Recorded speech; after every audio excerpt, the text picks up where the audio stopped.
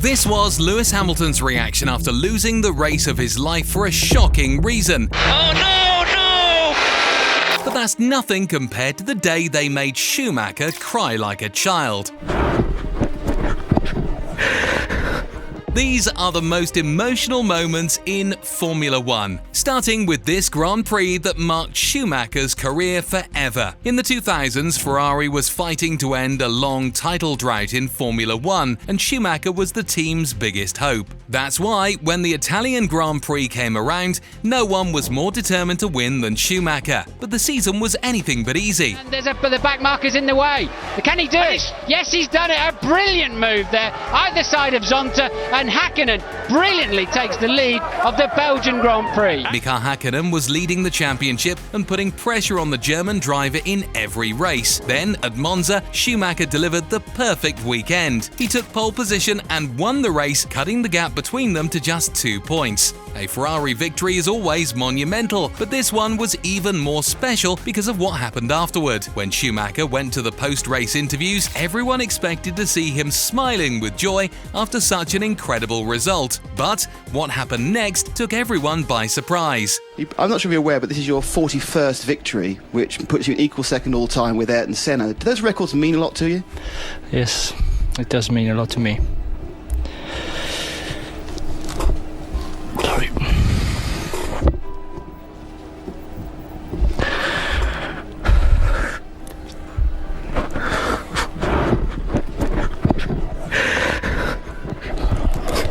Thanks, Michael.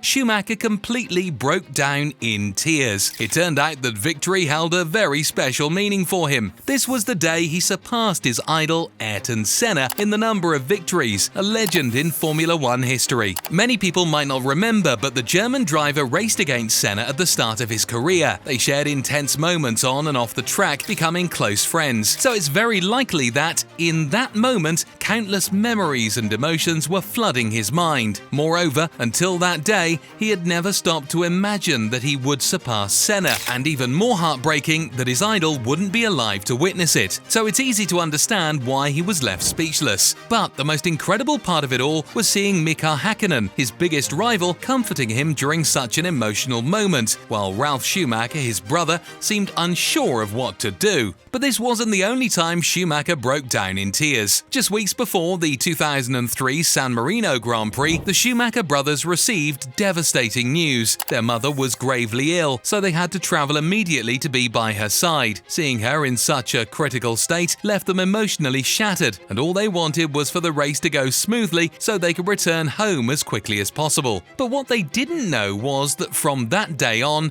their lives would never be the same. Just hours before the race began, they were informed that their beloved mother had passed away. Of course, after such a huge loss, it would have been understandable if they decided not to race, but the brothers did exactly the opposite. They got into their cars and gave it their all. Michael had an amazing race and won comfortably, while Ralph finished in 4th place. But the most emotional moment came on the podium, when Michael couldn't hold back his tears. Surely their mother must have seen all this from heaven and felt immense joy for her children's achievements. May she rest in peace.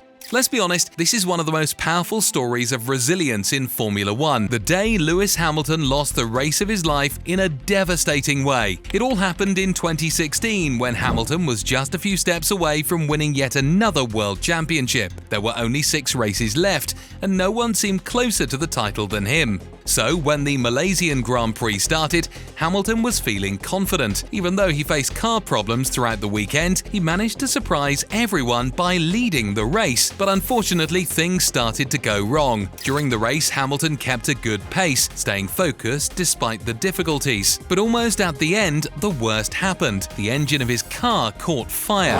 It's Lewis Hamilton! There's a fire at the back of that Mercedes car. His engine has blown. Oh no, no! After that, Hamilton was forced to retire from the race, and with that, his chances of winning the title vanished right before his eyes. What made it even more painful was the impact it had on the championship. In the end, he lost the title by just 5 points. Man, if the car had held up, he would definitely have been the champion, but at least Hamilton had a good reason for not winning the championship.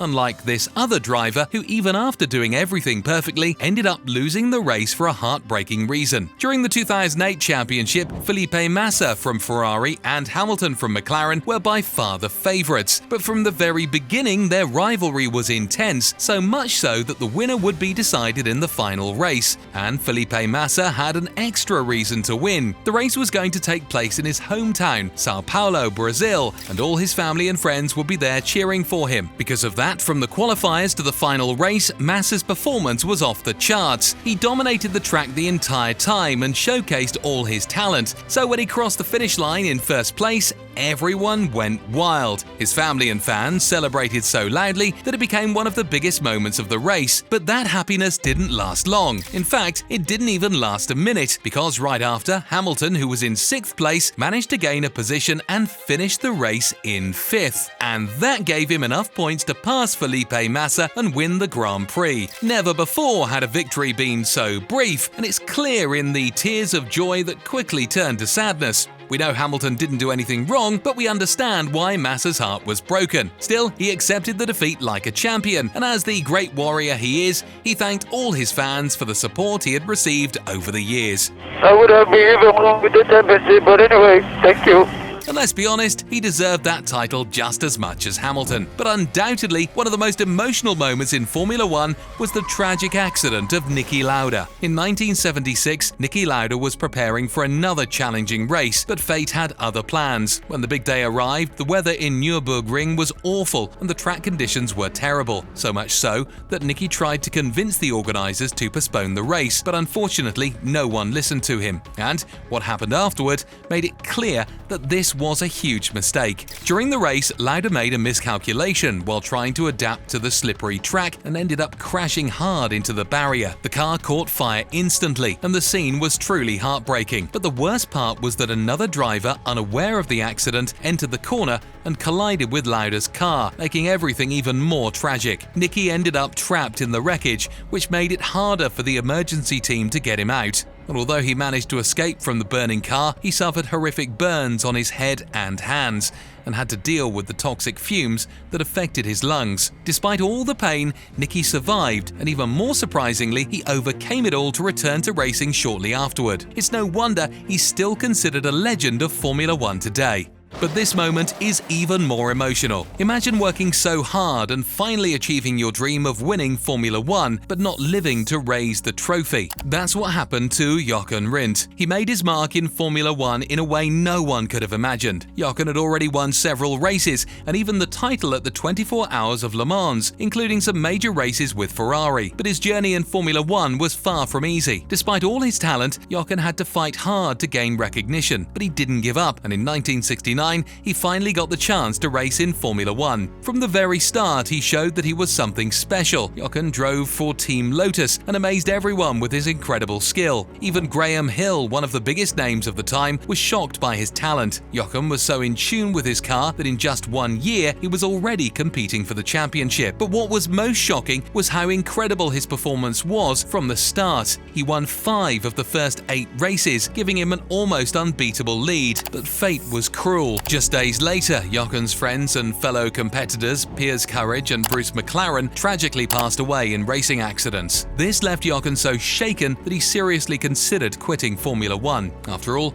he had a young daughter and he feared she might have to grow up without a father. But sadly, he didn't do that. The next day, Jochen went out to practice, and while taking a tight corner, he crashed the car. The injuries were fatal and he lost his life at the peak of his career. But what many people don't know is that even after his death, Jochen was so far ahead in the championship that no one could catch up to him in points, so he was posthumously crowned champion, although he couldn't enjoy the title. Accidents like that aren't as common today, which is why we sometimes forget just how dangerous Formula One can be.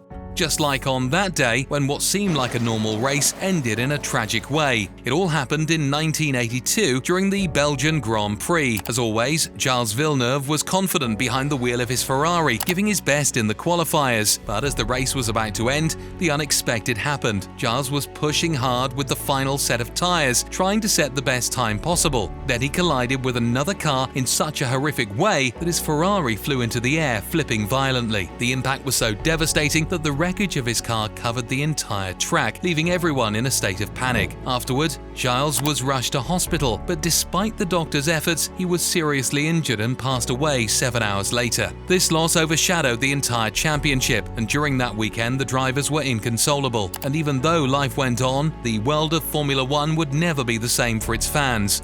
Now, this driver shocked everyone by doing the unthinkable at the Brazilian Grand Prix. In 1991, Senna was already a two-time champion, but amazingly, he had never won a race in Brazil, his home country. People even started saying he had a curse, much like Leclerc, who struggled for years to win in Monaco. But that day, Senna was determined to finally break the curse. He took pole position and led most of the race, with Mansell right behind him, creating a very tight battle. But the British driver was unlucky and ended up getting a puncture at the most crucial moment of the race. He's stopping!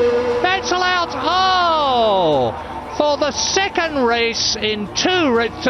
time in two races. This gave Senna a huge advantage, and everyone thought the victory was guaranteed. But with only 10 laps to go, heavy rain started pouring down, and Senna's car began having gearbox problems. He managed to continue for 3 more laps without much issue, but soon after the gearbox completely failed, and he could only drive in 6th gear. Meanwhile, the other drivers began closing the gap quickly, and Senna was on the edge of losing the race. But he didn't give up. Senna did everything he could to lose as little time as possible, taking every risk to stay in the lead. When he finally reached the last lap, the rain was heavier and Patrese was only 4 seconds behind him. Everyone was on the edge of their seats, wondering who would win, until the unbelievable happened. Look through and I see Senna waving. Look at him, he's saying, stop the race, stop the race. Despite all the problems, Senna crossed the finish line in first place and fulfilled his dream of winning the Brazilian Grand Prix. Senna achieves his ambition to win the Brazilian Grand Prix, but another lap or two and I think he would not have done so. But know that this wasn't easy, because as soon as the race ended, Senna had to deal with painful cramps in his shoulders and neck from pushing himself far beyond his limits. He was so exhausted that he could barely lift his trophy, but the important thing is that he finally broke the curse. I only returned to reality when I saw the finish line. Then I felt happy to be alive, to be in Interlagos, in my homeland, and with my happy compatriots. It wasn't the greatest victory of my life, but one where I gave everything I had. If this is the price I had to pay to win in Brazil, it was cheap. Thank you. That's why, to this day, it remains one of the most emotional victories in Formula One.